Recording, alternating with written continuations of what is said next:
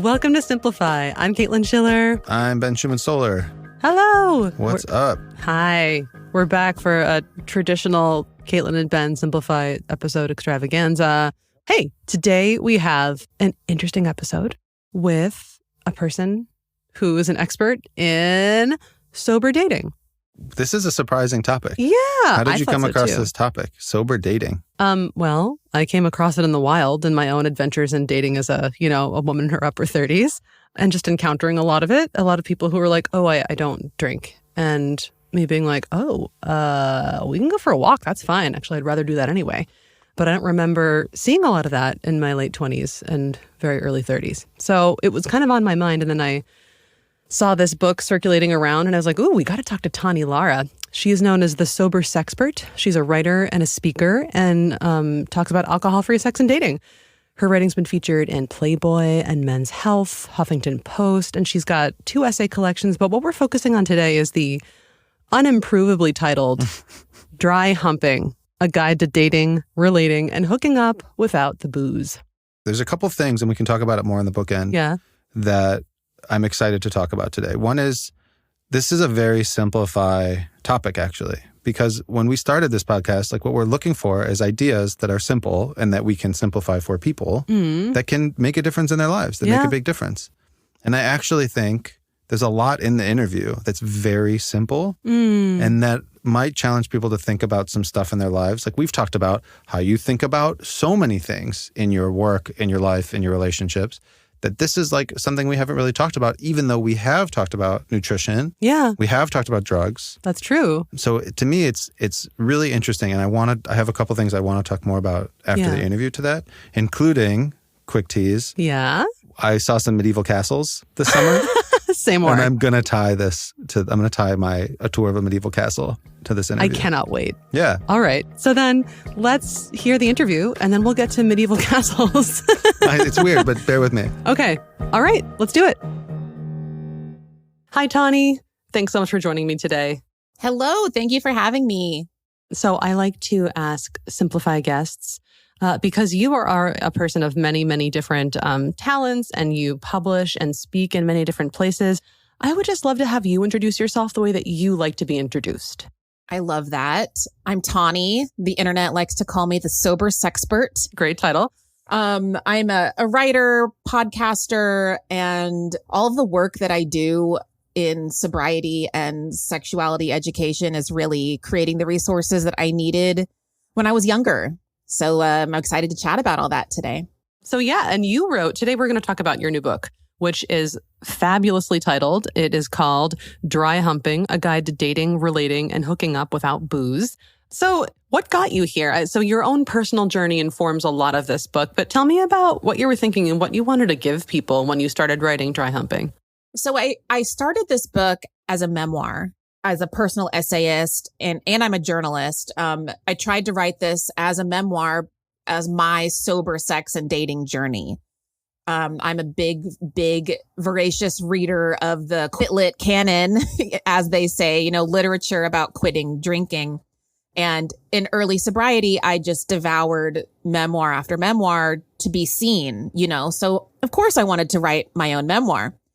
And then I spent years writing it that way. I took writing workshops and realized that something about it just didn't feel right. There was a lot of my story that I wanted to keep to myself.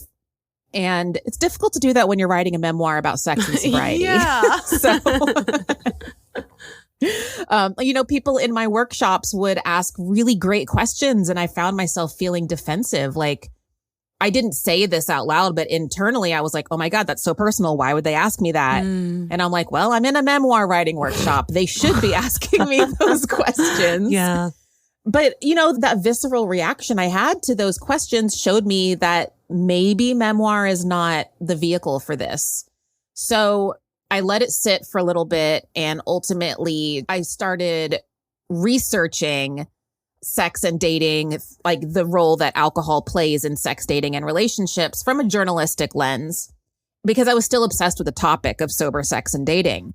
And that's really like when the story all came together, reading studies, interviewing doctors and neurologists and other sober people, sober curious people, people that still drink alcohol, talking about their relationship with alcohol and how that connects to their sexuality and gender identity. And I really put my journalist hat on and dove deep into research. And I guess you could say then Dry Humping was born. The potential for wordplay with this title is rife.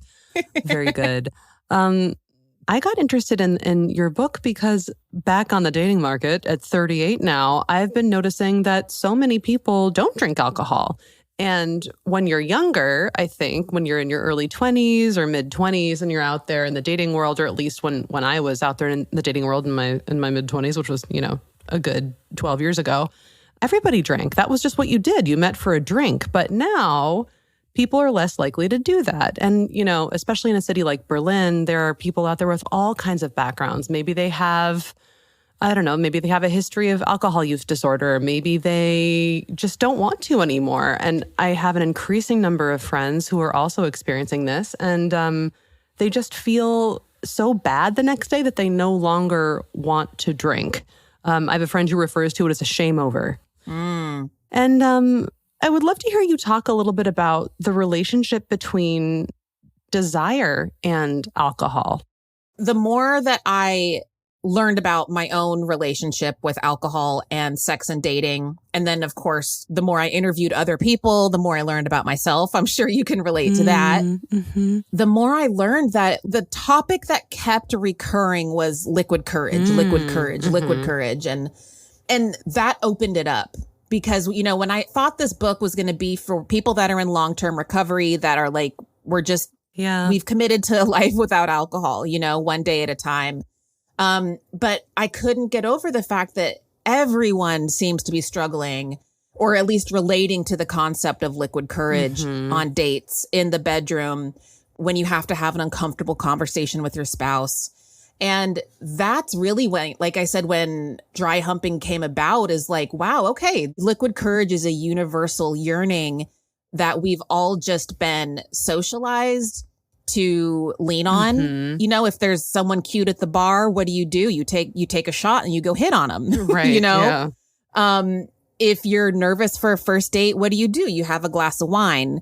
You're nervous to be naked in front of someone for the first time. You split a bottle of wine. So it's like these things are just inextricably linked in our society all over the world.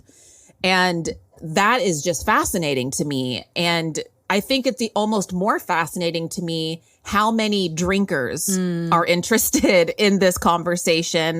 Like I said, I thought it was just going to be me and sober people. But it seems it really is something that everyone's dealing with. Yeah, absolutely. I was just having a conversation with a friend the other day about how she realized that once she stopped drinking for a couple of weeks, just to see how it was, that when she would walk into a party or would walk into a new social situation, she would look for someone she knew and literally hold on to them, because she was used to having the prop of the alcohol and of that. So the physical prop and also the liquid courage of what the alcohol would do for her. Yeah. I mean, that is so normal. And because there is something comforting about having a drink in your hand, even if it's just water or seltzer or something. And I don't know, maybe it looks like if you're not drinking, maybe you might get in your head about, oh, well, I'm the only one who's not drinking anything. They're going to know that I'm sober. They're going to know that I'm struggling with my relationship with alcohol, which is never the case. Like we obsess over ourselves significantly more than people are paying attention to us. But like you're saying, that your friend wanted to feel comfortable. And that's why so many people rely on alcohol. Even in a social setting like that, just having a drink can be comforting. Yeah. So then when you started on your sober dating, your sober love life, your sober romantic journey, what do you see as some of the benefits, and what did you experience as some of the benefits of trying to just do this stuff without alcohol? I love this question because for me, it reminds me how honesty is so connected to my recovery, because it takes a great deal of honesty with yourself to admit that you might have a drinking problem or that you might need to drink less.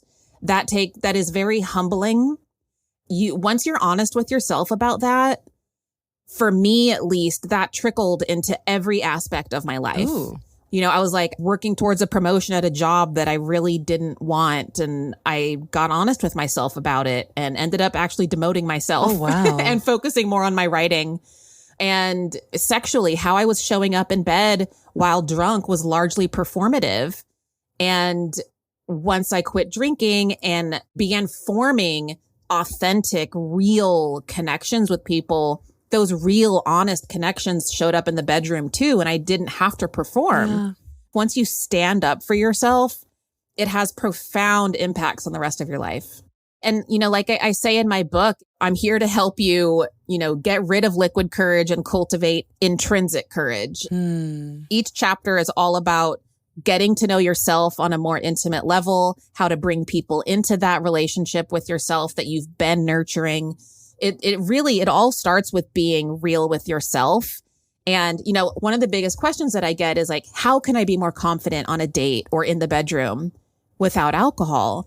And that question is so raw and so vulnerable. And I get it because I was there too. And I remind people great deal of confidence to say, you know what? I'm not going to drink, or I'm going to drink less. I'm going to change my relationship with alcohol. In a booze-soaked world, you know, that takes an insane amount of confidence and real courage.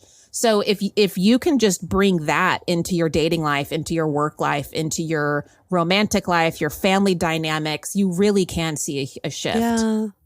A weird connection just popped up in my mind, and it's that when a person who's been on birth control for a long time gets off of birth control, they're suddenly aware that they are attracted to different partners, or not attracted to the partners they're actually with or they've been with for a while. And they have a clearer vision of what their body is telling them. And I'm wondering, did you experience anything like that when you stopped drinking? Did your preferences change? Were you suddenly able to see what you wanted in a person more clearly? I love this connection so much. I've never thought about that before. Ooh.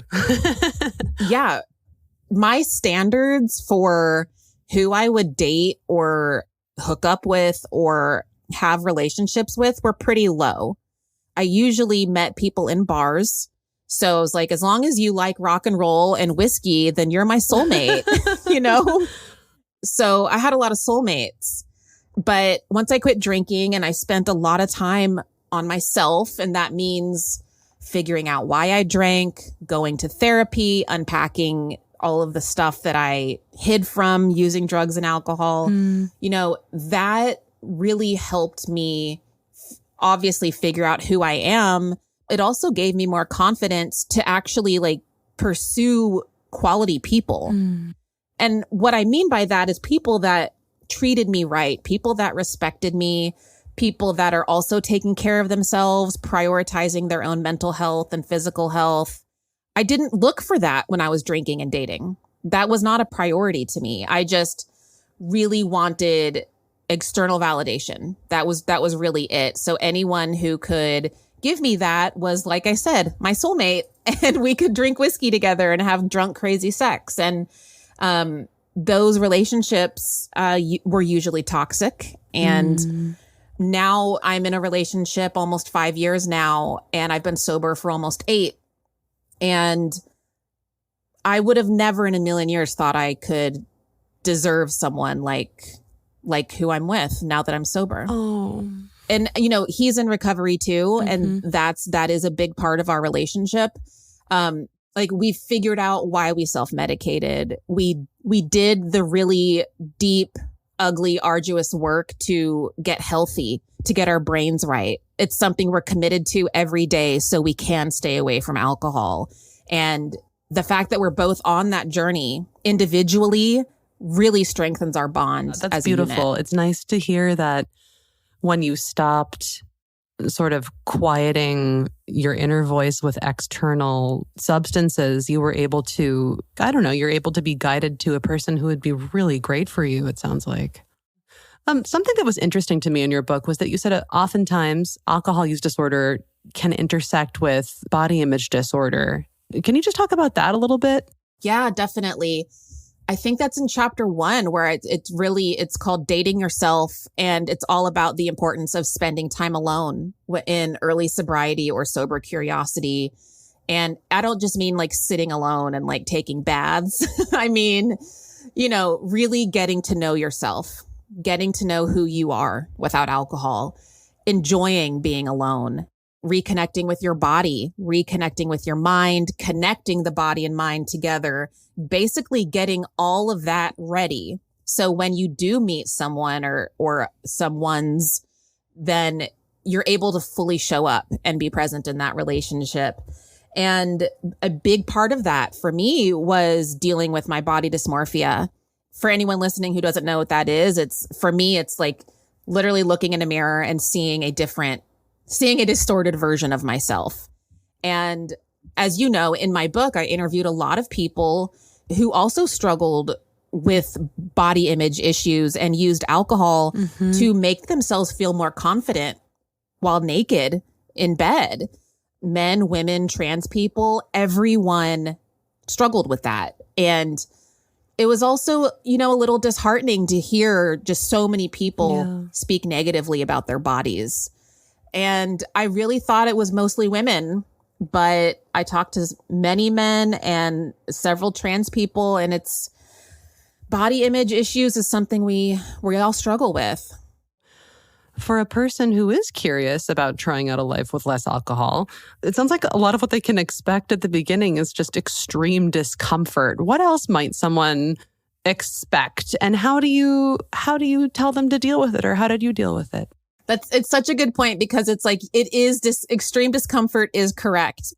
For me, it was like as corny as it sounds, it's like I really met myself for the first time since I felt like myself again since I was like 14. When we're binge drinking during these developmental stages, teens, college, early 20s, that's when a lot of binge drinking happens. And that is when our brain is still forming. So once you look at the neurological impact of what excess alcohol use is doing to you, it's kind of hard to unlearn it. For this person, this hypothetical person we're talking about who is, sober curious, they're looking for a relationship, they're out there dating. What do they do instead of order a drink when they go to meet someone? How can they, or what would you tell them so that they can cope with these feelings that come up in the moment? Yeah, I have a whole chapter on alcohol-free date ideas and conversation starters. I always recommend something with movement, something where you are looking at something external. And by that, I mean like you're going to a museum, going to a botanical garden, going to the zoo, something like that. And the movement is helpful because you're getting rid of those jitters. Your body's moving, so you're not just like sitting there staring at each other, drinking coffee. You're actually moving. And the point of looking at something external can actually take a great deal of pressure off of the date, because you're looking at a beautiful piece of art or these gorgeous trees and you're talking about what you're seeing, as opposed to just staring at each other, talking about, oh, what do you do for a living? What are your hobbies? And it can feel a little rote. Yeah. Like these dates can feel a little like interviews. It can really take the pressure off.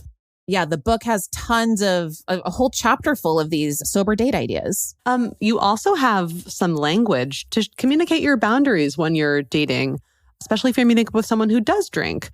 Would you mind sharing one or two of those sentences with the listeners? If you feel comfortable, you can let them know why you're not drinking.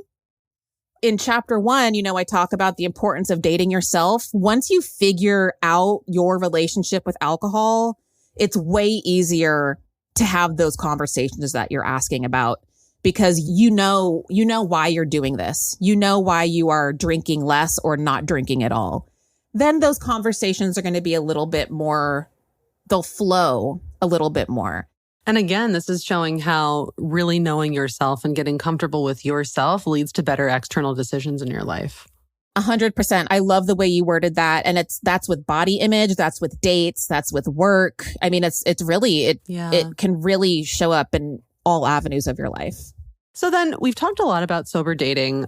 We've spoken a little bit about dating yourself. Let's talk about sober sex, because that is a thing that I think, we see in movies and TV sometimes. But man, when I think about the instances of hookups on TV and movies, they often are accompanied with a glass of wine or after a night at the bar. What does all this alcohol use actually do to our bodies? It's, again, we're talking about binge drinking here. If you have one drink, that's a very different thing. We're talking about, so like alcohol has what's called a biphasic quality. It has two phases. The first phase is what I just described. You have a drink, it relaxes your shoulders a little bit, and that's it. You maybe don't even finish the glass of wine. The second phase is it tends to be more binge drinking territory when you are drinking specifically to get intoxicated, drinking to black out, drinking several drinks in one sitting to change the way you feel. If you're drinking alcohol to make yourself less anxious, to feel more confident, whatever it is, you have to remember, like, this isn't happening in a vacuum. Alcohol is a drug, and it is going to impact with your senses. It's going to impact you neurologically. If it's numbing your anxiety, imagine what it is doing to your body. It is numbing your senses. It is hindering genital response. So that means it can cause vaginal dryness. It can lead to erectile dysfunction. So all this talk about drunk sex is better. And it's like, well, why? Why is it better for you? And I feel more confident. I feel more comfortable in my body. I have less inhibitions. I'm more willing to try different positions. And no judgment here. Do whatever feels right for you. All I'm saying is identify what drunk sex gives you, and then let's maybe find ways that you can get there without alcohol. How can you feel confident in bed with your body without alcohol? Why do you need alcohol to try these sex positions? Do you even want to do these sex positions, or is it performative? Like, that's really what I'm talking about here, is really figuring out who you are in bed without alcohol. And that is the discomfort that you mentioned earlier. It can be very disconcerting when you are faced with your true sexuality for the first time. Yeah, it sounds like, I think that when people just default to wanting to have drunk sex, it's because they're prioritizing quelling of fear rather than actually connecting. Oh, 100%. And it's like, there's a whole chapter on PTSD because this comes up a lot, including myself, coming to terms with the fact that I was sexually assaulted when I was drunk, thinking that I had consensual sex with certain people and realizing that I wasn't consenting. That is really difficult to deal with in early sobriety. That's just difficult to deal with in general. So, when people say drunk sex is better, I used to say that too, because I wasn't feeling triggered when I was drunk. I would have never had that bodily awareness before, and I would have never had that confidence to say I need to stop or I need to pause. Yeah. Right. So we're not even really in touch with our needs or what our body is going through at all when we're boozed up enough to, quote, try something adventurous. It's really kind of horrifying, and that it's sold in media in general as something so normal is really concerning. It is. And it's, again, I don't want to bash alcohol. Like, I do want to just be very honest about what it is, though. Like, it is a drug. It is an addictive drug, and it is still the only drug in the world that you have to justify why you don't use it. That's the world that we live in. We have come a very long way with the Sober Curious movement, with the non-alcoholic drink movement, with tons of books about sobriety. And, that's great. We have so many resources now, but we still live in this incredibly boozy world. How would a person know if maybe it was time for them to explore a more sober lifestyle? What would you say to someone who's like, I don't know, maybe I should? Or maybe somebody who hasn't even thought of it yet. What might be some signs that it would be a good idea? For me, it was repeatedly Googling, do I have a drinking problem? So, spoiler alert, if you've ever Googled, do I have a drinking problem? Maybe try a dry month. Maybe take a week off. Maybe try mindful drinking. What's mindful drinking? Sorry. Yeah, no, good question. So mindful drinking, it's a movement where is really just you're being mindful of when and how and where you drink. Mm-hmm. What time of day are you reaching for a drink? What social situations are you reaching for a drink? How are you feeling when you're grabbing a drink? So it's almost like maybe you've heard of like a body scan meditation where you're scanning from head to toe, like how does your body feel? Mm-hmm. It's a similar way of like, instead of just mindlessly saying like, let's go for happy hour. It's like, well, okay, how do I feel today? Will alcohol make me feel better? Will it make me feel worse? You know, applying the concept of mindfulness, mindful eating, you know, mindful journaling, just applying that to your relationship with alcohol instead of, you know, the opposite of mindlessly chugging happy hour mojitos. Yeah. What do you hope that people, after listening to this episode or after picking up Dry Humping, what would you hope that they understood that they didn't understand before? I would love for people to understand that you don't need to have one of those cinematic rock bottom experiences to change your relationship with alcohol. Mm-hmm. You don't have to lose everything. You don't have to lose your job and get kicked out of the house and live under a bridge before you change your relationship with alcohol, like it's portrayed in the media and in film and television. All you need is just the desire to drink less, or maybe curiosity about your relationship with alcohol. I would say just forget everything that you've learned about alcohol and just really get present with how alcohol shows up in your life. Also, don't compare your relationship with alcohol to someone else's relationship with alcohol. Because it's so unique, because your reasons for drinking might be so unique. Exactly. I spent years justifying my drinking like, oh, well, I don't drink like him. I don't drink like she drinks. Look at how she acts when she drinks, and counting how many drinks she had and I've had less. And, you know, like the mental gymnastics of the comparing. When you're comparing your relationship with alcohol to someone else's relationship to alcohol, you're not really seeing your own, because someone might be able to have 4 drinks and be completely fine. Maybe you, after 1 drink, you make really bad decisions. Yeah. You know, and so it's like, it's really getting present with what is alcohol doing in your life? And then to keep it more specific to the book, what is alcohol doing to your love life, your sex life, and your dating life? Those are really good questions to ask yourself. Tawny, if you could rewrite a scene in Sex and the City or in a popular movie to show someone who was benefiting from making more sober decisions about their romantic life, what do you think media without so much alcohol would look like? What would we show, or what would we not show? What kinds of more nuanced stories do you think would be out there? I will definitely think on that, on how I would rewrite a story. But I will say I really appreciate the story arc of Raj on Big Bang Theory. Uh-huh. If you've watched Big Bang Theory, he is a guy who has social anxiety and he cannot talk to women unless he's had a sip of alcohol.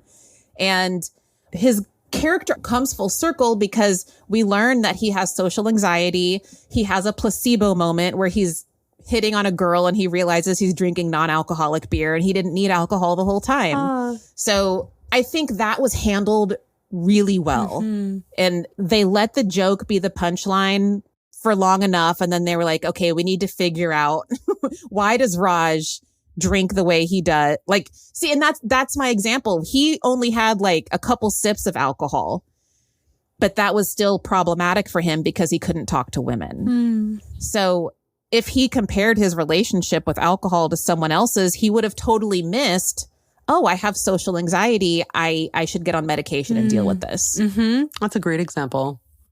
All right. One last question that I always love to ask people that I get to talk to for Simplify, because this is a nominally a book podcast.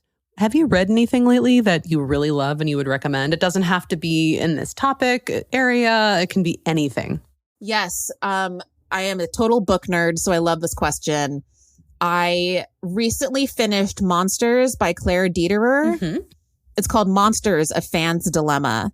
She talks about different problematic artists and talks about the fan's dilemma of separating the art from the artist. And what I loved about the book is that it's so well researched, and we don't really know where Claire lands. Like she presents excellent information and the reader can decide how they feel. In such a polarizing world that we live in now, it's really hard to come across really well done, unbiased journalism. And I think Monsters is a masterclass on presenting the facts and letting people decide for themselves. That sounds so great. I took a look for that for myself. Thank you. Is there anything that you wish we'd covered that we didn't talk about that you would really like people to know or to think about? I want to make sure that we covered all the things you really want people to know. Yeah, I would remind people, if you are struggling with alcohol abuse, substance use disorder, depression, anxiety, all of these are usually co-occurring disorders. The excessive drinking is very rarely the problem. It's usually the symptom. Yeah. So I would just encourage listeners, if you are struggling, you are not alone. There's so many resources out there. Go to my website, Google mental health resources. I have a podcast about all of this. Like, you're not alone. There are people who want you here. And I would just encourage everyone to give themselves some grace and work on your shit and take it one day at a time and just really be kind to yourself. Beautiful. It's a really nice way to end. Tawny Lara, thank you so much for joining me today. It's been a pleasure. Thank you for having me. This was great.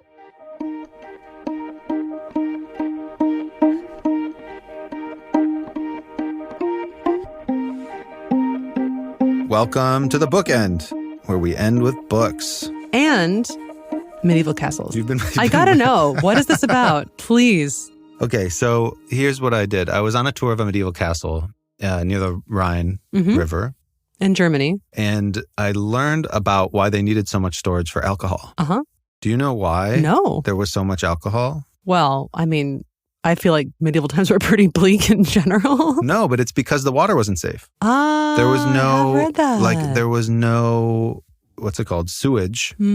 So you couldn't always trust the well water. You couldn't always trust water. So what they did is they mixed alcohol in with the water, and they often drank, instead of water, just sort of low alcohol drinks. Wow. And I had this realization of like all the jousting and all the like knights and all the medieval stuff. Like everyone was just wasted. Oh my goodness. All of human history, like for hundreds of years of European human history, people were just low grade buzzed. Day drinking all day. Wow. And I won't go into like the history of mixing the wine in Roman history, which is also your favorite interesting part of history. Yes. But the tie-in here is this thing that's been a part of life forever that we don't ever question. It's true. And that like we talk about simplify, we talk about looking at the things in a different way that affect our lives. And I'm not only talking about dating here, I'm talking about alcohol in general. Yeah. Alcohol is a big part of a lot of people's lives. Yeah. And just like, I don't know, toxic relationships at work or something, it might be something that you have lived with for a long time that we want to say, hey, maybe you could look at it. Exactly. Yeah. That was a great tie-in, by the way, of the medieval knights and jousting. Because, like, who knows how those jousts would have gone if those guys weren't wasted? Kind of. Just like, who knows how so many romantic encounters would have gone if we weren't under the influence of, you know, a drink or two. I mean, bringing it back to Tawny and what she was talking about, I asked her what she noticed when she stopped drinking. And I think she said honesty was what she noticed when she stopped drinking, because it really forced her to sit with herself and say, okay, who am I without this? Just like if you were to quit your job and be on unemployment for a couple of months, you have to decide, all right, who am I without this? And maybe, who knows, if you're a very casual drinker, somebody who drinks when they're at a party every 3 months, this wouldn't be a thing. But if, you know, you're out regularly, seeing friends, having a drink, a lot of social life is organized around having a drink. And I mean, dating, as we talked about in this episode, and just relating in general. We use it for so many reasons. And so much of it is about getting ourselves comfortable enough to get close to one another. Yeah. So, yeah, it's really interesting to think about, who are we if we remove the things that alter our minds and our moods slightly? Yeah, and I have a book recommendation about that, actually. Do you? But before that, I wanted to say sober dating is an interesting kind of use case of just being aware of Didn't Tawny call it mindful drinking also? Also? I thought that was really interesting. Mindful drinking. So you're not like necessarily saying no forever. You're saying, I'm going to stop this and see what I notice. Like it made me think about, do you remember our episode on the Whole30? Yeah. Where I think her name is Melissa, said just, take out these things and see how your body feels. This is kind of the same principle. Yeah. And notice how your body reacts, how your mind reacts, and like what's good and bad about it. What do you want to keep? And we talk about this a lot when it comes to like productivity, social media use, where our energy is going, what to focus on. And I think we have to also then talk about alcohol, these kinds of things that we do, that we put into our body all the time. Yeah. And I mean, for me, you say honesty. For me, it's like this being present idea and connection. And if you're dating and you're looking for connection with people and you're looking to be able to communicate authentically and for other people to do that, it requires some kind of connection to yourself that alcohol can maybe provide in flashes, but not in any kind of deeper way. And so many people are looking for more connection. It just seems simple and obvious in that perspective than to not do it with the hangovers. Yeah. Connection and honesty can seem easier with alcohol. I've definitely thought that before, that it seems easier, but it's a kind of disembodied connection that allows you to push through what your real feelings actually are. And if those feelings are anxiety, then that's a data point you're missing. Yeah. If those feelings are, I'm unsafe, that's a data point that you're missing. And if you're drinking alcohol so as not to say things, so you don't actually confess feelings or you don't bring up something that's bothering you, that's data too. And Okay, so books. Let's do it. Let's do some books? Yeah. The first one is Michael Pollan. You know Michael Pollan? Yep. It's called This Is Your Mind on Plants. Okay. So he wrote How to Change Your Mind, which was like a big book about psychedelics. And then he followed it up with this little book, This Is Your Mind on Plants. And it's 4 essays. And one of them is about caffeine. Okay. And the reason why I'm bringing this is, like I was talking about the medieval consumption of alcohol. 90% of Americans drink caffeine regularly. And that means that basically most of our interactions are with people on this drug, on substances. So most of us live most of our lives in a caffeinated state, which to me is like a bit trippy somehow. Like, ooh, am I actually dealing with somebody? Or am I dealing with the caffeine in their body? And basically there's a lot of like conflicted research about whether it's good for you or not and but there's one thing that seems for sure, which is that it messes with your sleep. And that's also something to me about the sober dating and about alcohol in general. As I've gotten older, alcohol the main thing it does is make me not sleep well. And I find that really taxing. Yeah. It turns into just a hugely costly thing to drink a lot and not sleep. Yeah. It's not like a one-night endeavor. Right. It's a multi-day recovery. Exactly. Yeah. So that's one of the books I wanted to bring up. Yeah. The second book I brought is called The Alcohol Experiment by Annie Grace.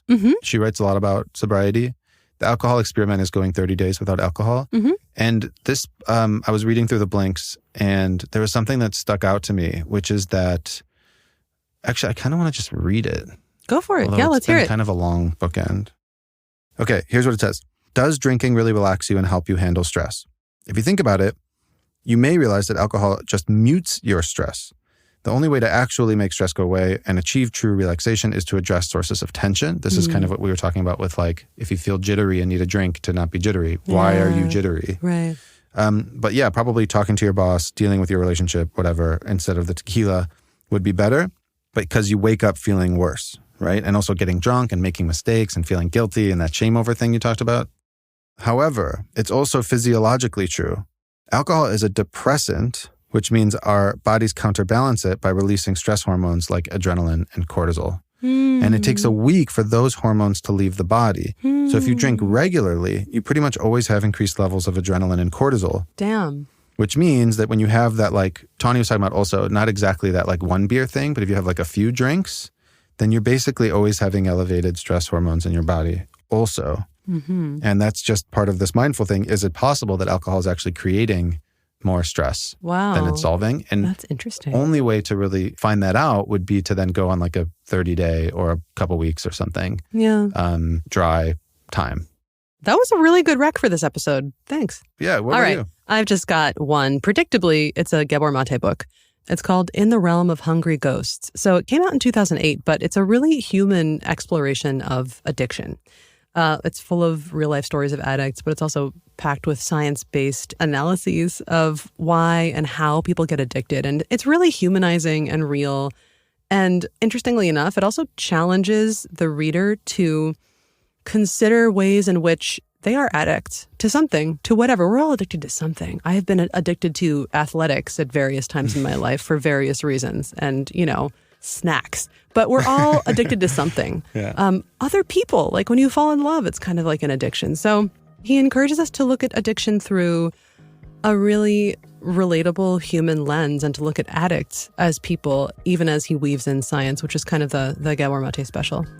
And special note, we have actually Daniel Mate, who is his son, and the co-author on his newest book, which is a smash hit, The Myth of Normal. He will be in, I think, one of the next 2 episodes. So stay tuned for that. Nice. Cool. Should we wrap it up? That was a cool episode. We should. Yeah, thanks. All right. Simplify is produced by me, Caitlin Schiller, Ben Schumann-Stoller, Phoebe McIndoe, Maria Levichik, Ben Jackson, and other invisible and wonderful audio editors who help us sound our best. It was produced here at Blinkist in Berlin, Germany. And if you'd like to try Blinkist and hear the blinks to these books that we just mentioned, please go check it out, Blinkist.com/simplify. Tap on Try Blinkist and use the code BOOZEFREE. All one word, booze-free. There you go. 14 days free. Check out the blinks. Maybe consider doing your own 30-day mindful drinking experiment. All right, then, till next time, checking out. Checking out. See ya.